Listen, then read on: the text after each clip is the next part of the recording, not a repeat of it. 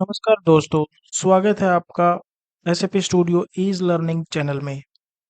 आज हम जानेंगे दोस्तों एसएपी एमएम का एक और इम्पोर्टेंट टॉपिक जो इस वीडियो को अंत तक जरूर देखना ना भूलें। और आप जो हमारे चैनल पे नए आए हैं तो प्लीज़ लाइक और सब्सक्राइब जरूर कर लीजिए। तो दोस्तों आज का हमारा टॉपिक है, आज हम बिल्कुल स्क्रैच से ऑर्गेनाइजेशन स्ट्रक्चर क्रिएट करना सीखेंगे दोस्तों। तो दोस्तों जैसा कि आप जानते हैं ऑर्गेनाइजेशन स्ट्रक्चर के कुछ स्टेप्स होते हैं, जैसा कि आप स्क्रीन पे देख पा रहे होंगे।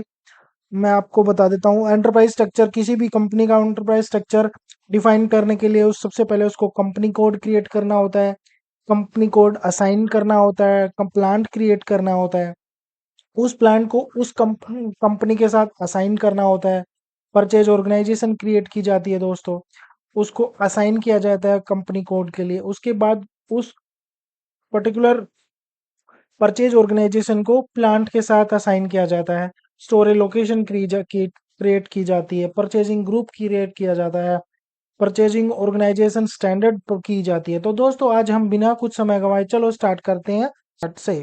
तो दोस्तों आ जाते हैं हमारी एसएपी की स्क्रीन पे। ये दोस्तों हम लॉगिन कर लेते हैं अपने अपने सिस्टम को। तो दोस्तों सबसे पहले हम ट्रांजैक्शन कोड यूज करेंगे SPRO दोस्तों। इमेज रेफरेंस पे क्लिक करेंगे, उसके बाद एंटरप्राइज स्ट्रक्चर दोस्तों, ये देख पा रहे होगे आप एंटरप्राइज स्ट्रक्चर, इसके ऊपर हम क्लिक करेंगे। एंटरप्राइज स्ट्रक्चर के बाद फिर डेफिनेशन पे क्लिक करेंगे दोस्तों, उसके बाद फाइनेंशियल अकाउंटिंग पे क्लिक करेंगे। तो दोस्तों ये हमारा आ गया डिफाइन कंपनी। तो दोस्तों हम इमेज वाली वॉच वाली आइकन पे क्लिक करेंगे, जैसे ही क्लिक करेंगे ये खुल के आ जाएगा। उसके बाद दोस्तों देखिए, हमें उसके बाद हमारे पास दो ऑप्शन होते हैं, या तो हम न्यू क्रिएट एंट्री डाल के क्रिएट कर दें और सारी चीजें डालें, कंपनी क्या नाम होगा, हमारा कंपनी का नेम टू क्या होगा, street number, PO box, postal, सारी चीजें। यदि आप थोड़ा सा कंफ्यूज हो रहे हैं कि क्या चीज कहाँ डालनी है, नहीं समझ में आ रहा, तो दोस्तों घबराने की बात को बिल्कुल नहीं है। जो भी एग्जिस्टिंग आपको कंपनी कोड दिखेंगे, जस्ट उसको सिलेक्ट करना है, उसके ऊपर कॉपी कर देना। जैसे ही कॉपी करोगे दोस्तों एक न्यू विंडो खुल के आ जाएगा और उसका रेप्लिका यहाँ पे आ जाएगा। उसके बाद उसको आप जो भी अपनी कंपनी कोड बनाना चाहो, लेट सपोज ये कंपनी कोड बनाने चाहिए, ABC टेस्टिंग, जो भी आपको बनानी है वो बना सकते हो, और एड्रेस ये सारी चीजें डाल के उसको सेव कर देना। जैसे आप सेव करोगे दोस्तों ये कंपनी कोड क्रिएट हो जाएगा। हमारे केस में दोस्तों हमने बनाया हुआ है ये कंपनी कोड ऑलरेडी। ठीक है दोस्तों, उसके बाद जस्ट बैक करेंगे। उसके बाद दोस्तों देखिए, उसके बाद आता है credit control area. Credit control area also part of, वैसे तो फाइनेंस का पार्ट होता है बट हम इसको कवर करेंगे। उसमें कंट्रोलिंग एरिया जस्ट कुछ नहीं करना होता दोस्तों, जस्ट लाइन आइटम सेलेक्ट करो, कॉपी करके न्यू डबल, जो आपका क्रेडिट कंट्रोलिंग एरिया जो आपने बनाना है वो डालो, और उसके बाद उसको फाइनेंशियल ईयर वेरिएंट क्या है आप उसको सेलेक्ट करेंगे, अपडेट्स। उसके बाद जो जो चीजें आपको मैंडेटरी हैं, ऑप्शनल हैं, उनको यूज करोगे और उसके बाद सेव कर देंगे दोस्तों। अब उसके बाद जस्ट अगेन बैक जाके edit, copy, delete, check company codes, ये दोस्तों ये देख पा रहे हो, इसके ऊपर क्लिक करेंगे हम, copy, delete, check and company codes, हम इसके ऊपर डबल क्लिक करेंगे। जैसे ही क्लिक करेंगे ये खुल के आ जाएगा स्क्रीन। ये दोस्तों ये बहुत सारी कंपनियां ऑलरेडी क्रिएटेड है, हम अपनी मर्जी से हमें चाहिए जो बनाना है तो हम बना सकते हैं दोस्तों। लेट सपोज यहाँ पे मैंने क्रिएट करी कंपनी, कंपनी कोड का नाम दे देते हैं। ठीक है दोस्तों, company name PM, city Bangalore, country India, currency INR। ठीक है दोस्तों, मलिक एंटरप्राइजेस, और एंड जैसे सेव करेंगे दोस्तों ये क्रिएट हो जाएगी। ठीक है दोस्तों, जस्ट उसके बाद यहाँ पे फिर आपके पास मल्टीपल सारे ऑप्शंस हो सकते हैं डालने के लिए। क्या टाइटल होगा उसका, लेट सपोज कंपनी है, नेम क्या है, तो ये सारी चीजें डाल के दोस्तों उसको सेव कर देना है। ठीक है।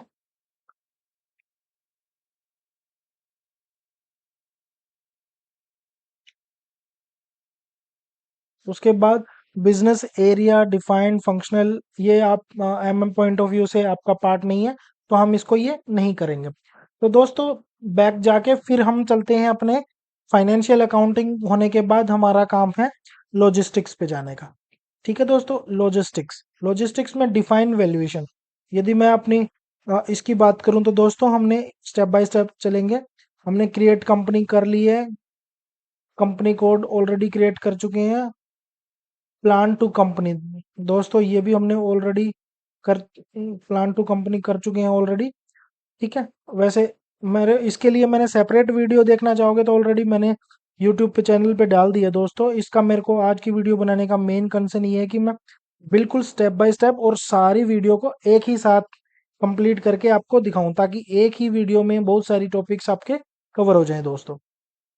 उसके बाद मैं define check delete check plant, इस पे एग्जीक्यूट करेंगे दोस्तों। डिफाइन प्लांट पे क्लिक करेंगे और ये आपको ये विंडो खुल जाएगी दोस्तों।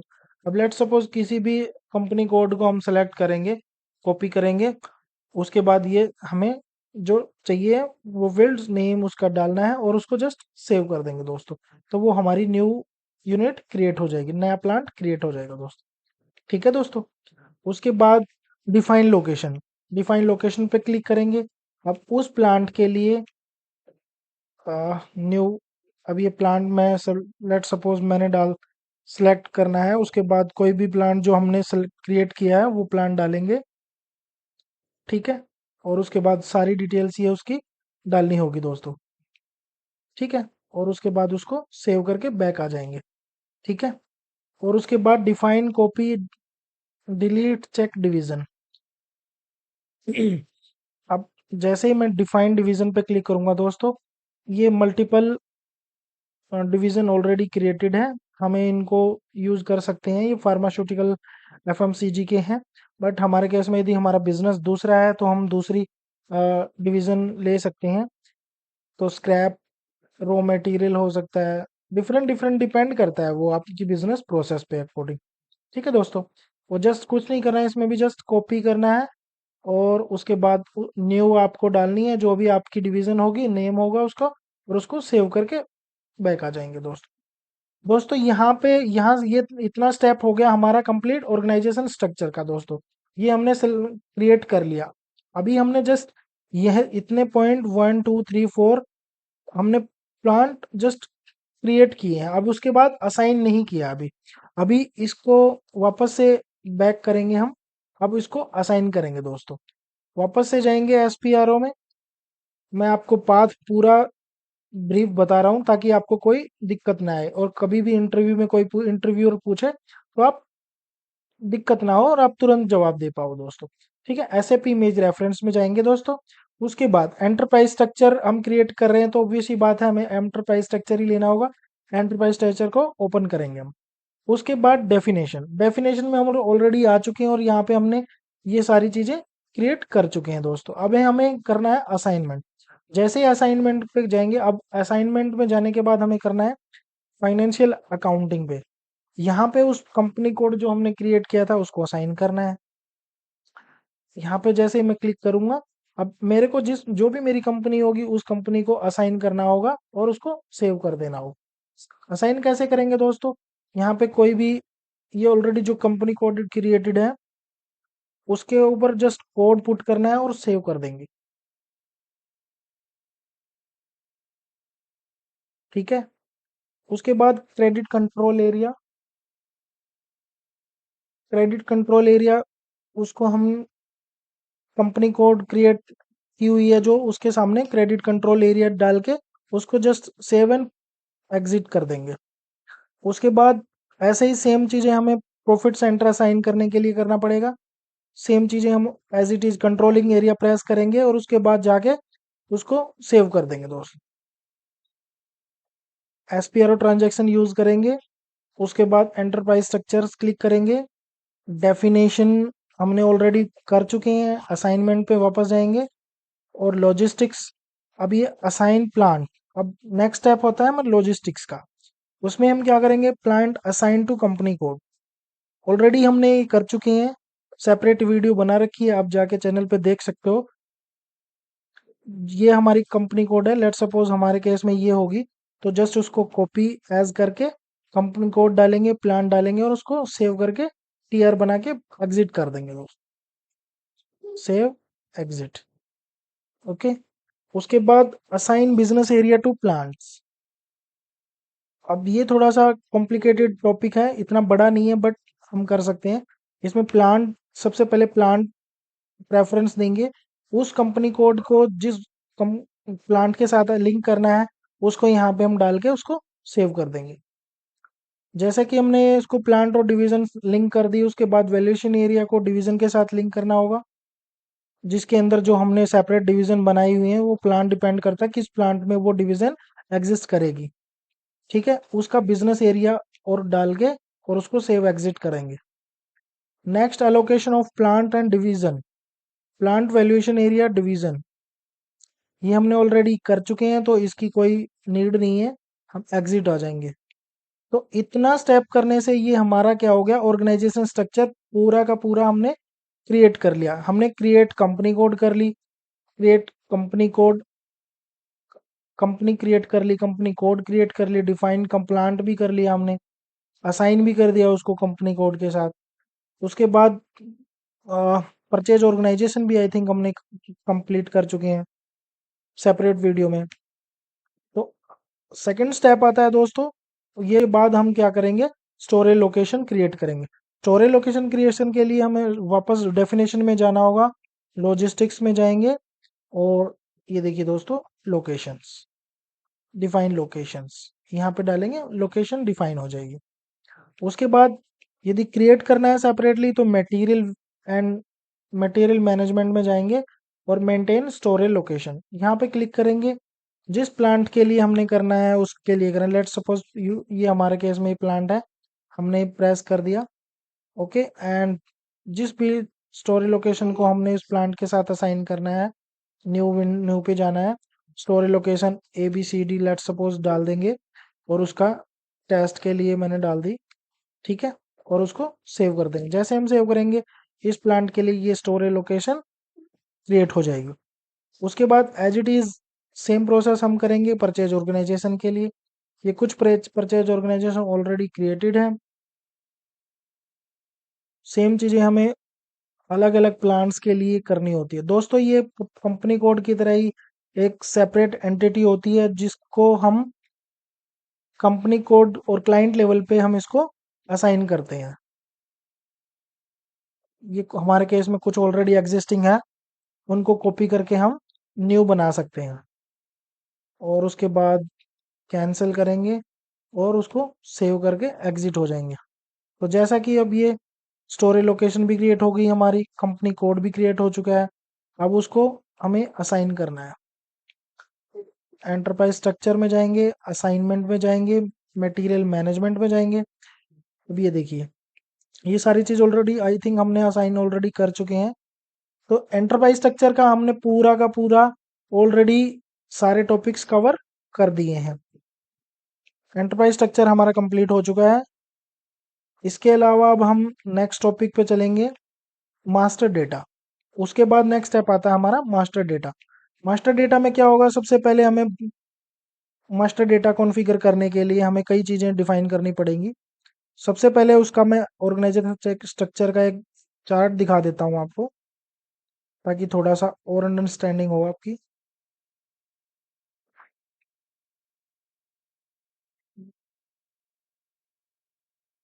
उसके लिए सबसे पहले हमें परचेजिंग ग्रुप क्रिएट करना पड़ेगा, जो कि परचेजिंग ऑर्गेनाइजेशन परचेज और ऑर्डर के लिए यूज़ किया जाएगा। ट्रांजैक्शन कोड डायरेक्टली OME4 भी यूज़ कर सकते हैं हम, OME4। ठीक है, उसके बाद सब ये परचेजिंग ग्रुप हम क्रिएट कर सकते हैं। कॉपी किया, न्यू परचेजिंग ग्रुप 999 टेस्ट और एंटर, और उसको जस्ट सेव कर देंगे तो ये न्यू परचेज ग्रुप क्रिएट हो जाएगा। ठीक है। उसके बाद reference purchase organisation, standard purchase organisation हम क्रिएट के बाद नेक्स्ट टॉपिक आता है हमारा मास्टर डेटा कॉन्फ़िगरेशन करने के लिए। दोस्तों सबसे पहले आपको पता होना चाहिए मास्टर डेटा क्या होता है। मास्टर डेटा एक MM01, MM02 और MM03 तीन ट्रांजैक्शन होते हैं जिससे क्रिएट होता है, डिस्प्ले होता है और चेक किया जाता है। ठीक है दोस्तों, ये इसकी थोड़ी सी ब्रीफ इंट्रोडक्शन दे देता हूँ। ये क्या होता है, अल्फा न्यूमेरिक यूनिक आइडेंटिफाइंग की होती है दोस्तों, जो कि ये हर एक मटेरियल की डिफरेंट एंटिटी हो सकती है। जो जैसे दोस्तों हमारे नाम अलग अलग होते हैं, हर बंदे का अलग अलग नाम होता है, ऐसे ही हर मटेरियल की अपनी एक एंटिटी होती है। वो डिपेंड करता है मटेरियल किस टाइप का है, क्या मटेरियल की स्टेज है, सारी चीज़ों उसके ऊपर एंटिटी पे डिपेंड करता है। और ये अल्फा न्यूमेरिक नंबर होता है। इसके लिए हम नंबर इंटरनल भी दे सकते हैं और एक्सटर्नल भी दे सकते हैं, तो वो हमारे पास डिपेंड करता है हमारी बिजनेस प्रोसेस क्या है। तो इसको थोड़ा सा मैं इंग्लिश में ब्रीफ करूंगा। In a create mode, you can either choose a number yourself or have a consecutive number assigned to for you for the system, depending on the method preferred by the company. If you leave the blank print, the system will assign a number automatically. If you enter a number, it must be within the corresponding number range. मतलब दोस्तों, यदि या तो हम दो तरीके से हमें नंबर रेंज असाइन कर सकते हैं, या तो हम अपनी मर्जी से नंबर रेंज दे सकते हैं कि किस मटेरियल के लिए हमारी नंबर रेंज नंबर क्या होगा, या फिर हम सिस्टम ऑटोमेटिकली क्रिएट करके हमारे को दे देगा। तो दोस्तों मैं आपको क्रिएट करके दिखा देता हूँ मटेरियल मास्टर क्या चीज़ होती। तो ट्रांजैक्शन कोड होता है दोस्तों MM01। ओके, उसके बाद मटेरियल, अब मैं यहाँ के केस में आपको दिखाता हूँ कि हमारे केस में क्या है कि हमें नंबर रेंज इंटरनली है, तो हम एक्सटर्नली कोई नंबर रेंज नहीं देंगे। यहाँ पे मैंने इस केस में हमारा ये होगा। और लेट सपोज हमने यहाँ पे LFG का मटेरियल क्रिएट करना है। सिलेक्ट व्यू करेंगे, ऑलरेडी ऑलमोस्ट आई थिंक सारे सिलेक्टेड हैं। ऑर्गेनाइजेशन लेवल पे क्लिक क्लिक करेंगे।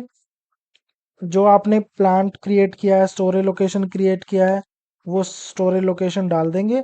ये sales organisation part of SD का होता है दोस्तों, ये ऑलरेडी सेल्स कंसल्टेंट करेगा, तो इसमें आपको नहीं करना है।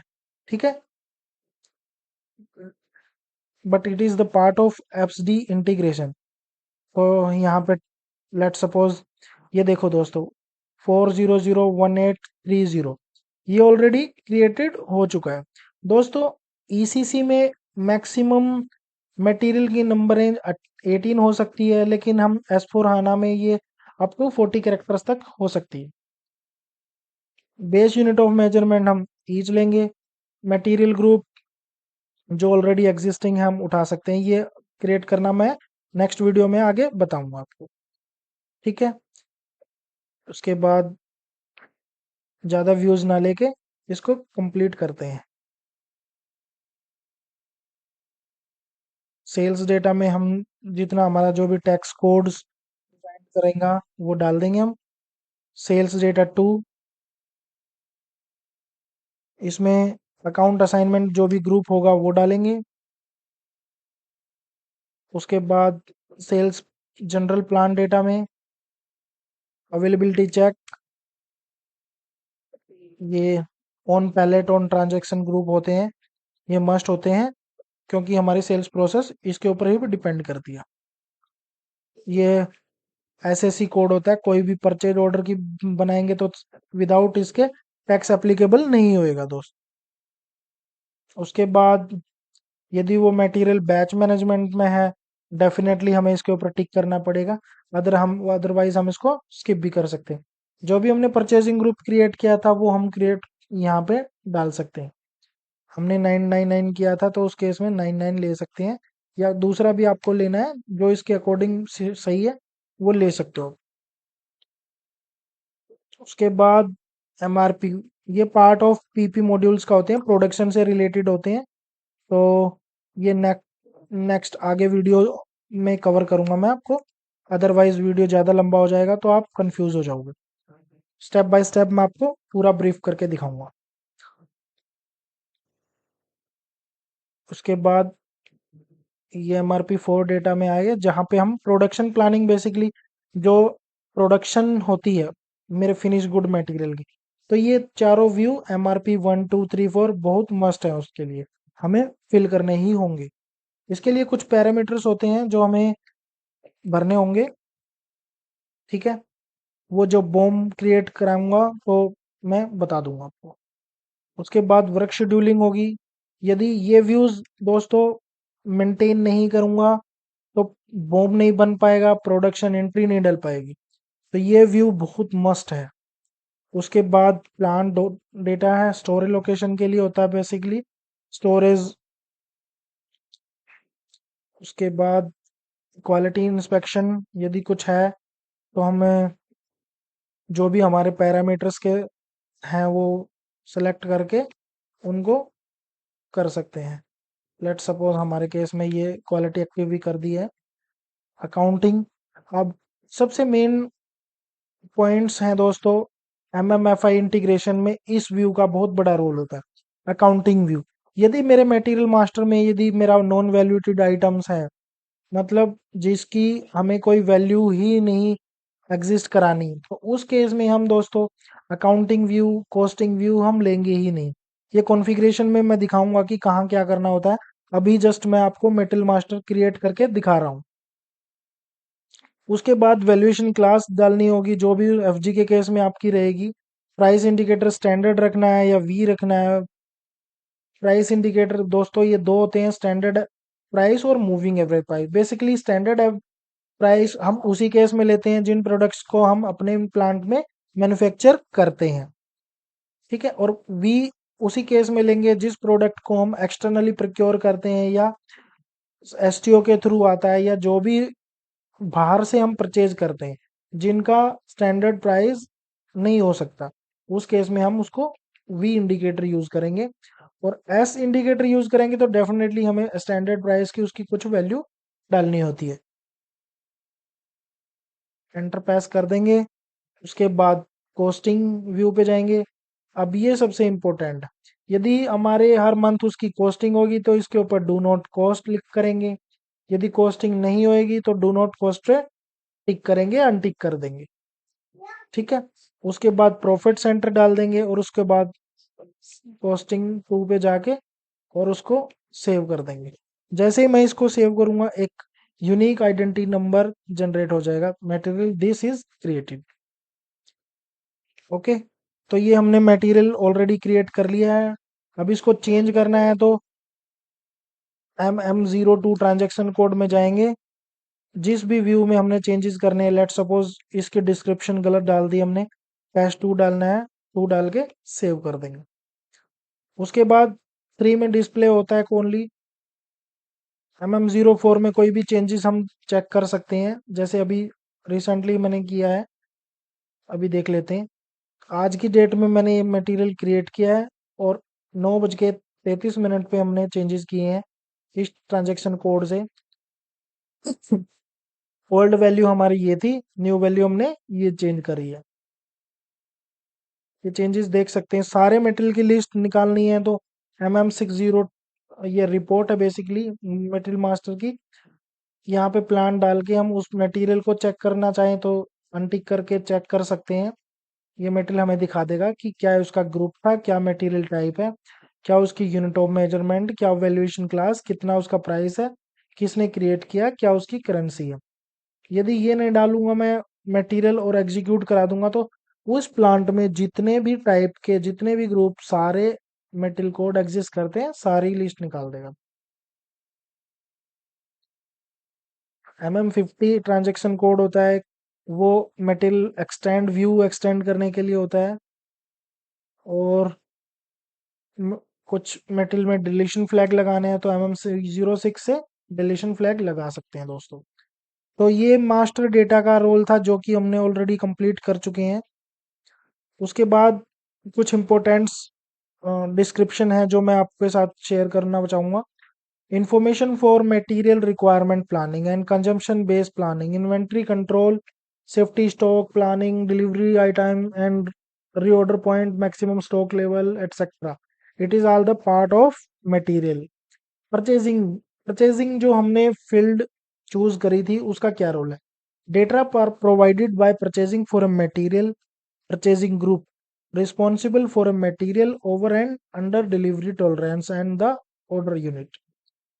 इंजीनियरिंग पॉइंट्स का क्या यूज होता है? And engineering and design data on a material, basic dimensions and design specification.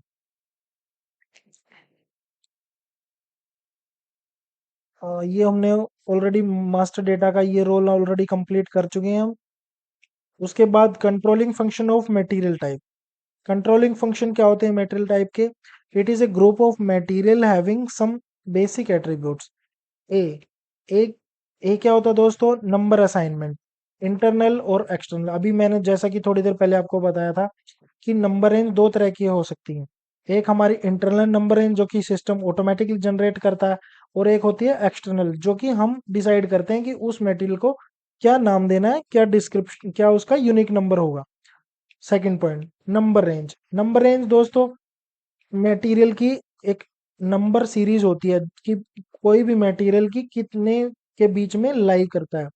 जैसे 10000, जो भी सीक्वेंस होता है, जैसे हमारे केस में मटेरियल कोड था 4001505। तो ये यूनिक नंबर है, ये नंबर रेंज लिंक असाइन है। ठीक है। उसके बाद प्रोक्योरमेंट टाइप। प्रोक्योरमेंट टाइप दोस्तों परचेज ऑर्डर पॉइंट से यूज किया जाता है। इस ये मेटल मास्टर में डालना होता है। इसका ये रूल क्या होता है कि हम सिस्टम को ये एक्सप्लेन कर रहे हैं कि वो मटेरियल हम बाहर से परचेज कर रहे हैं या उस मटेरियल को हम प्लांट में मैन्युफैक्चर कर रहे हैं। फंक्शन डी का क्या यूज है? Allow views field selection and screen sequence. Price control. Price control मैंने जैसा कि अभी थोड़ी देर पहले आपको दिखाया था, दो होते हैं, स्टैंडर्ड और moving average prices. Account determination, determining for valuation class. It is the MMFI integration. Basically we must have to know this. Quantity and value updates in plants, field reference and x material status। यदि मेरा material मेरे को block करना है तो उस case में हम किस लेवल पे ब्लॉक कर सकते हैं। तो दोस्तों ये कुछ कंट्रोलिंग फंक्शन है जो मेटल मास्टर में होते हैं। उसके बाद आता है types of materials. SAP standard materials कितने टाइप्स के होते हैं?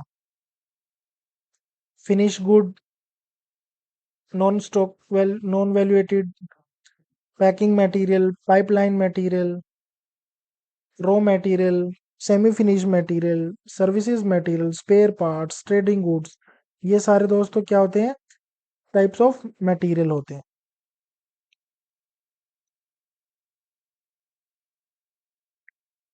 उसके बाद procurement of non-valuated items.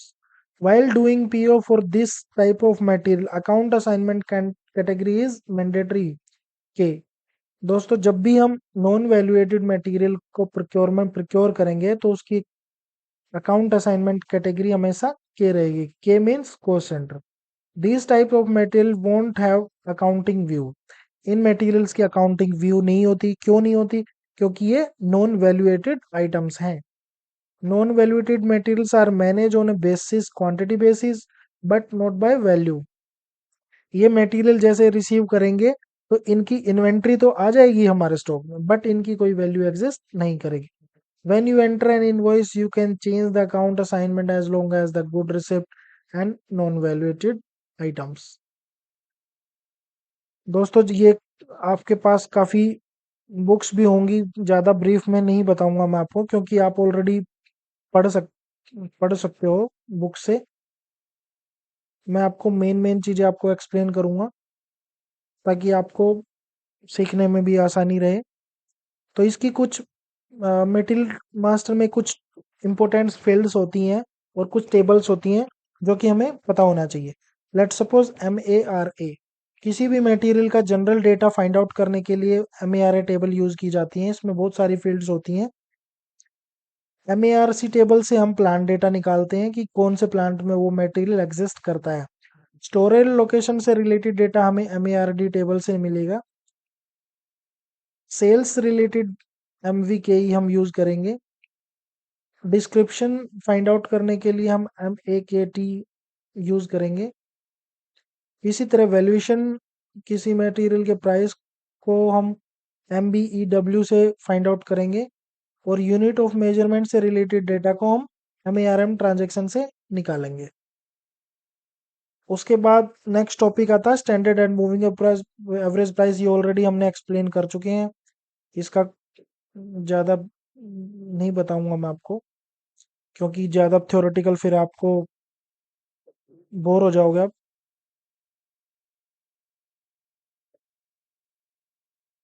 अब वापस से चलते हैं हम हमारे एसएपी स्क्रीन पे।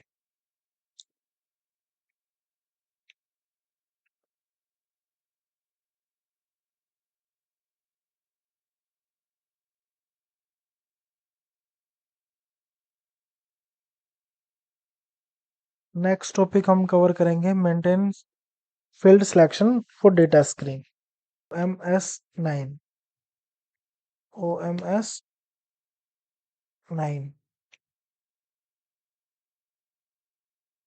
उसके बाद ये मेटल मास्टर की फील्ड सिलेक्शन स्क्रीन है दोस्तों, जिसमें हम पता लगाएंगे कि कौन से मेटल टाइप में हमें क्या क्या फील्ड्स रखनी है और क्या क्या हमें ऑप्शनल रखना है, क्या क्या फील्ड लेनी है। ये नेक्स्ट नेक्स्ट करेंगे और ये आते जाएंगे। तो एमईआरए के फर्स्ट स्टेप है हमारा एमएआरए में। हम बेस यूनिट ऑफ मेजरमेंट में हम क्या रखना चाह रहे हैं, उसको हाइड रखना चाह रहे हैं, डिस्प्ले या रिक्वायर्ड एंट्री है जो भी है उसके ऊपर क्लिक करेंगे। जैसे रिक्वायर्ड एंट्री, अब इसको जैसे ही मैं ये कर दूंगा ये मैंडेटरी हो जाएगी दोस्त, ठीक है। उसके बाद बैक, और ऐसे ही नेक्स्ट करेंगे। मटेरियल ग्रुप हमें क्या रखना है, मैंडेटरी रखना है, ऑप्शनल रखना है।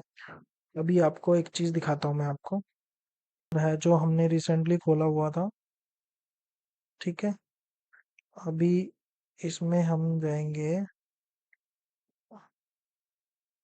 RP2। अब इसकी हम फील्ड चेक करेंगे दोस्तों। अभी इसकी टेक्निकल इंफॉर्मेशन देखेंगे तो ये मिले हमें एमएआरसी में। तो हम जाएंगे वापस एमएआरसी फील्ड में, यहाँ पे पोजीशन पे जाके हम फील्ड फील्ड रेफरेंस में, हमें फील्ड रेफरेंस में जो ये कॉपी करेंगे और ये हम वहाँ पे पेस्ट कर देंगे, ठीक है।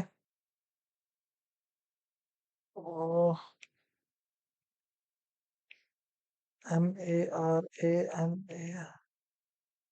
यहाँ पे पोजीशन में जाके हम फील्ड सर्च भी कर सकते हैं, बट हमें यहाँ से ही फील्ड सर्च करनी पड़ेगी।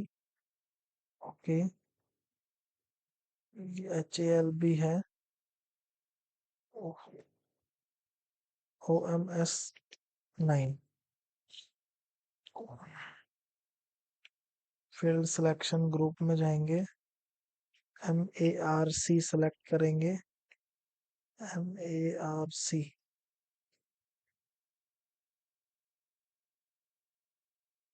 MARC, MARC में हमारी फील्ड है FHORI, FHORI। लेट सपोज 16 है तो 16 हम सेलेक्ट करके एंटर प्रेस करेंगे और 16 की सारी फील्ड्स अवेलेबल होंगी। लेट सपोज ये वाली ले लेते हैं दोस्त। अब इस फील्ड को हमारी सारी ऑप्शनल है, अब इसको मेरे को रिक्वायर्ड एंट्री करनी है। जैसे मैं इसको टिक करके रिक्वायर्ड एंट्री पे क्लिक करके सेव करूंगा ये फील्ड मैंडेटरी हो जाएगी। डिस्प्ले में क्लिक कर दूंगा तो ये ओनली हम व्यू व्यू में रहेगी, ग्रे आउट हो जाएगी, ठीक है। इसको सेव करके एग्जिट कर देना है। नेक्स्ट में हम जाएंगे, फील्ड सिलेक्शन ग्रुप ऑलरेडी हमने कर लिया है। अब कंपनी कोड को मटेरियल के साथ लिंक करेंगे। SY। अब मेरे पास ये कंपनी कोड हो गई हमारी, और ये उसका नेम हो गया, और ये डिफरेंट डिफरेंट फाइनेंशियल ईयर। हमें किस फाइनेंशियल ईयर के लिए कौन सा मटेरियल टाइप और सेलेक्ट करना है, और उसके सामने वो फाइनेंशियल ईयर डाल देंगे। उसके बाद नेक्स्ट टॉपिक पे जाएंगे हम। मटेरियल टाइप क्रिएट करनी है। OMS2 ट्रांजैक्शन कोड यूज करेंगे। ये बहुत मेन टॉपिक है दोस्तों। OMS2 transaction code. सबसे पहले हम किसी भी, लेट सपोज हमें रॉ मटेरियल का लेना है, तो ROH हम स्टैंडर्ड रॉ मटेरियल का डॉक्यूमेंट टाइप है। इसको कॉपी करेंगे, क्लिक करके कॉपी पे जाएंगे, ये न्यू विंडो आ जाए। अब इसके बाद हम Z या Y जो भी आपको लेना है, RMO सम ऐसा करके कुछ भी अपनी जो डिस्क्रिप्शन होगी उसकी, वो लेना है आपको, ले सकते हो आप।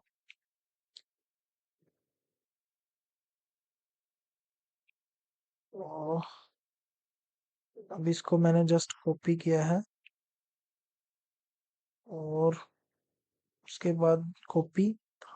ठीक है। एसेट, एसेट है तो एसेट का, रॉ मेटेरियल है तो रॉ मटेरियल का ROH सिलेक्ट करेंगे। उसके बाद कॉपी करेंगे। उसके बाद जो जो हमने व्यू इसके लिए मैंडेटरी रखने हैं वो सिलेक्ट करेंगे। ठीक है। क्वांटिटी स्ट्रक्चर पे टिक करना है। फील्ड रेफरेंस डालना है यहाँ पे। एक्स्ट्रा नंबर विदाउट चेक, अभी यहाँ पे इस पर टिक एंड टिक हमें करना है। यदि हमें एक्स्ट्रा नंबर रेंज चाहिए तो हमें इसके ऊपर टिक करेंगे। सिस्टम, फिर सिस्टम ऑटोमेटिकली जनरेट नहीं करेगा, वो हमें मैन्युअली डालने पड़ेगा। उसके बाद इसके लिए हमें एक्सटर्नल परचेज ऑर्डर की यूज करेंगे या इंटरनल रखेंगे, वो हमें डिसाइड करेंगे, अदरवाइज हम नो भी कर सकते हैं। ठीक है। उसके आप थोड़ा सा और ड्रैग करके नीचे आओगे। प्राइस कंट्रोल, ये प्राइस कंट्रोल इसका क्या रहेगा इस टाइप के लिए। यदि मैंडेटरी रखना है तो परमानेंट, तो यहाँ पे सेलेक्ट करके प्राइस कंट्रोल मैंडेटरी कर देंगे, तो वो फील्ड हमें हर बार फिल करनी ही करनी होगी, यानी हाँ। उसके बाद अकाउंट कैटेगरी रेफरेंस में जो भी हमारी अकाउंट कैटेगरी होगी वो डाल देंगे दोस्तों। इसका क्या यूज है वो मैं जब इसको प्रॉपरली कॉन्फ़िगर करूंगा तो मैं बताऊंगा कि इसका क्या यूज है। ठीक है। उसके बाद और थोड़ा सा नीचे आएंगे। Valuation area, quantity by valuation area करना है या वैल्यू बाय वैल्यूएशन एरिया करना है, जो भी करना है इसके ऊपर टिक करके उसको सेव कर देना। उसके बाद क्वांटिटी वैल्यू अपडेट। अब उस, ये देखिए दोस्तों, अभी लास्ट थोड़ी देर पहले हम बात कर रहे थे कि वो क्वांटिटी बेस रखनी है या वैल्यू बेस रखनी है। यदि दोनों रखनी है तो दोनों पे टिक करके सेव करेंगे। यदि हमें सिंगल पे रखनी है तो सिंगल पे टिक करके सेव करेंगे। ठीक है। इसको कुछ नहीं करना है, छोड़ देना है ऐसे ही।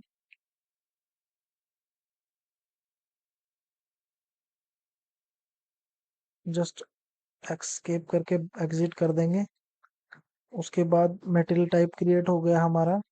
मटेरियल क्रिएट कर लिया हमने। ठीक है। अब number range, define number range, अब ये उसके लिए MMNR ट्रांजैक्शन कोड यूज करेंगे। उसके बाद सबसे पहले उसका ग्रुप डिफाइन करेंगे, किस ग्रुप में लेना है। लेट सपोज हमारा ये ग्रुप है, सेलेक्ट करके ग्रुप को, और इंटरवल पे चले जाएंगे। उस ग्रुप को, लेट सपोज हमारा 10 ग्रुप है, 9 ग्रुप है, जो भी है, डिफरेंट डिफरेंट ग्रुप्स हैं, उन ग्रुप्स को, और ये नंबर रेंज असाइन करी जाएगी। 4 सीरीज की हमारी नंबर रेंज है, ये 15 के ग्रुप में है। ठीक है। एक ग्रुप के अंदर हम मल्टीपल नंबर रेंज असाइन कर सकते हैं अलग अलग ग्रुप के साथ। जैसे इसके अंदर ये 3 नंबर रेंज असाइन है, इसके अंदर अलग है। ठीक है। और इस ग्रुप 1 में सारी ये ऑलरेडी असाइन है। ऐसे दोस्तों अलग अलग असाइन कर सकते हैं। तो दोस्तों ये नंबर रेंज भी असाइन हो जाएगी हमारी। मटेरियल ग्रुप, मटेरियल ग्रुप दोस्तों सेपरेट टॉपिक है, हम उसके बाद में डिस्कस करेंगे। आज का टॉपिक इतना ही है। वीडियो कैसी लगी, लाइक सब्सक्राइब जरूर कीजिए। Thank you so much. और मिलते हैं आज दूसरी वीडियो में, जहाँ इससे और अच्छा और नेक्स्ट के टॉपिक्स हम उसके अंदर कवर करेंगे, कैसे परचेज ऑर्डर की कॉन्फ़िगरेशन करी जाती है, कैसे परचेजिंग रिक्विजिशन की कॉन्फ़िगरेशन करी जाती है, वो सारी कॉन्फ़िगरेशन हम नेक्स्ट टॉपिक में कवर करेंगे दोस्तों। तब तक के लिए हैव अ नाइस डे।